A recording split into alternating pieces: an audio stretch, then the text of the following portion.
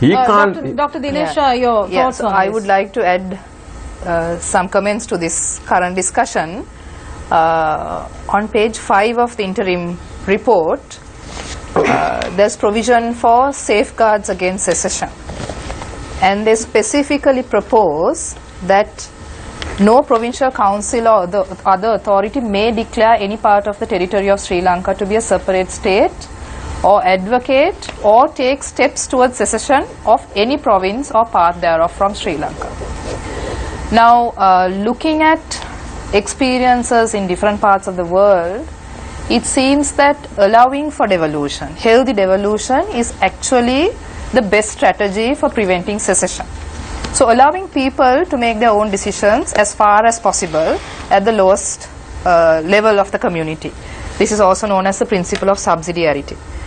But again, in the current attempts at reform, there are debates as to whether the principle of subsidiarity should be accepted as part of our constitution or not. In that case, if it is allowing people to make their own decisions at the lowest level of this thing, in that case, the focus of any attempt at devolution should be the local government authorities, not the provincial councils. So, according to this report, what is proposed is that power be devolved to the provincial councils, including legislative power, as per the provincial council list, and to use the local authority as the implementing body.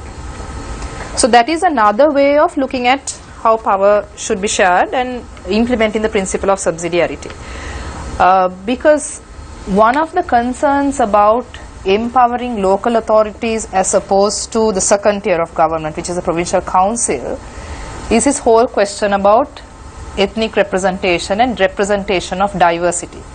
There has been, as we all know in our political history, contestations about identity, which are unresolved. One way in which there has been an attempt at resolving it is to use the provincial councils. Now, opinion is divided.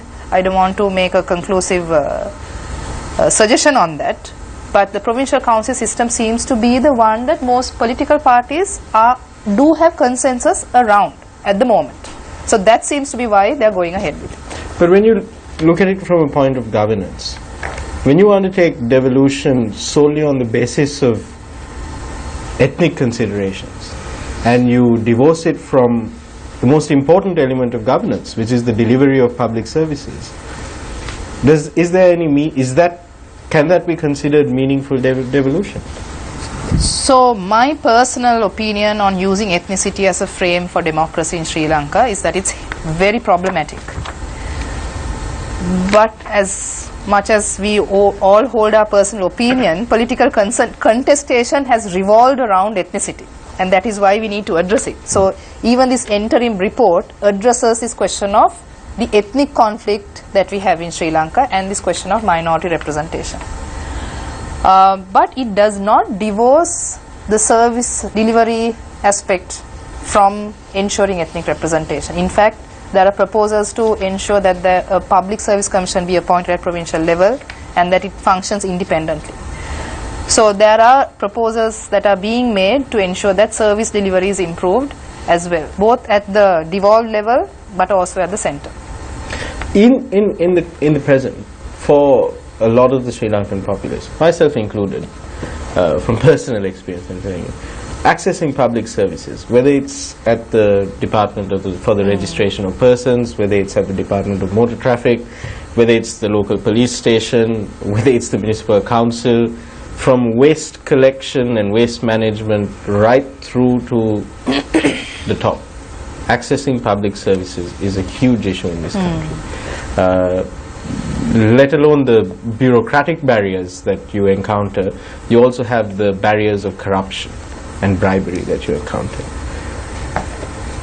In what you have seen so far in the constitution making process, are these concerns addressed? Because it appears to me that if you focus on fixing these problems with access to public services and the delivery of public services, you can also have the spillover benefit of addressing perceived tensions.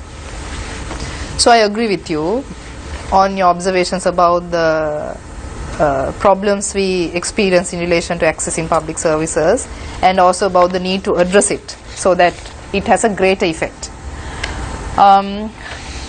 The subcommittee report on the public service does try to address it by ensuring independence of these bodies and also in trying to ensure greater accountability. But the interim report, as I said, focuses on several other aspects.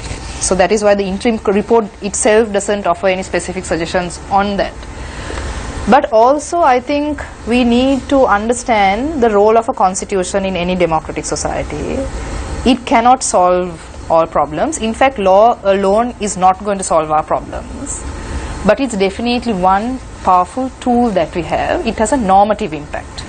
So I do think that these proposals do have the potential to make a normative impact at a foundational level, and as citizens that we could use that foundation to build a better society for Sri Lanka. Thank you very much. On that note, we're going for our final break on the show. We'll be right back. Stay with us.